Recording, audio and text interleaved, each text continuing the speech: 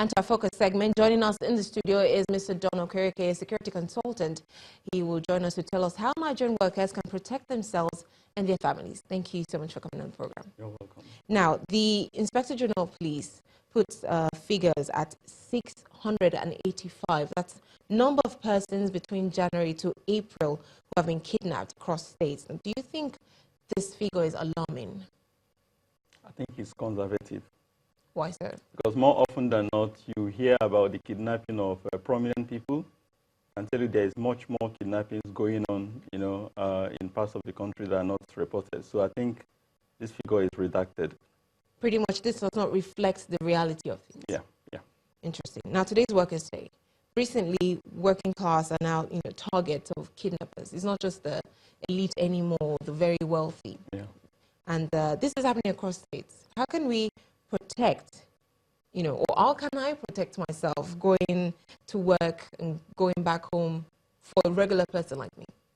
Yeah, I think one of the things that one can do, an individual can do, is as much as possible, you can avoid, having the sticker of your workplace on your vehicle. Because some of these guys, they use common sense. When they kidnap people, they go through their wallets, their phones, they study their cars, know where you work, and stuff like that. So if they cannot really place you, they can't put a ransom on you. So if you avoid having stickers, let's say you work for CBN, for instance, why putting the sticker of CBN on your vehicle? That gives you away. That tells them that, look, this guy is probably loaded, or his employers can pay, for his release. Again, if your banking transactions like alerts and all that, as much as possible, you delete them. I mean, if you have much money in your accounts, by the way, as soon as you receive them, you delete those alerts. Because one of the things they do they go through your alerts, check how much you have in your bank, check your transactions. That will enable them to say, okay, this is the ransom that they will place on this person. Interesting. Now, we've heard of cases where they take people to the ATM and ask them to make use of the ATM cards and take our money. What do you do in that case? Sure. In that situation, what I do, and what I advocate that people do is you have a specific account that you can, Oyster cards and things like that. I mean, if you have some money in your bank account, you don't move around with that particular ATM.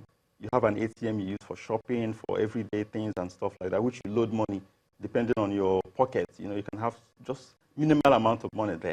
Even if, worst case scenario, they collect the ATM, you tell them how much is there. Don't try to play smart, Tell them, give them the PIN number and whatever, whatever they see there, they can take. All right, so how do I know when someone is trailing me? How can I protect myself, and just tips that we can use to make sure that nobody's trailing us when we go? I think this is where security awareness and consciousness comes to play, because security is a collective responsibility. If you're driving, you're supposed to be, monitoring your side mirrors to know whether a car is trailing you.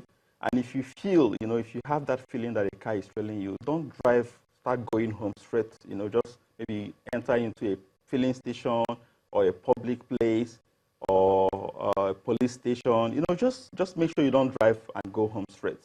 Your instinct will tell you when a vehicle is trailing you. You park, they park, you continue. Once in a while, maybe they come and stay in your front, try to overtake you and stuff like that. So this is where security consciousness and awareness comes to play.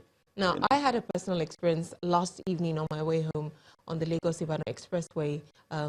Some guy came to my mirror. We're in traffic. Okay. And, I had trailers all around me. And then this guy comes and, there's a torchlight. I don't know what he's holding. But thankfully, he left. Yeah. Now, a lot of people find themselves in similar situations. You're stuck in traffic and then someone comes to your car. What do you do? What can you do? You don't wind down.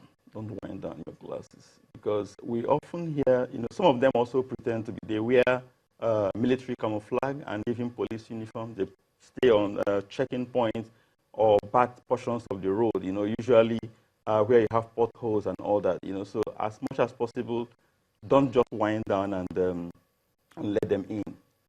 Now, what are the new innovative ways that we can use to better protect ourselves and our families at home?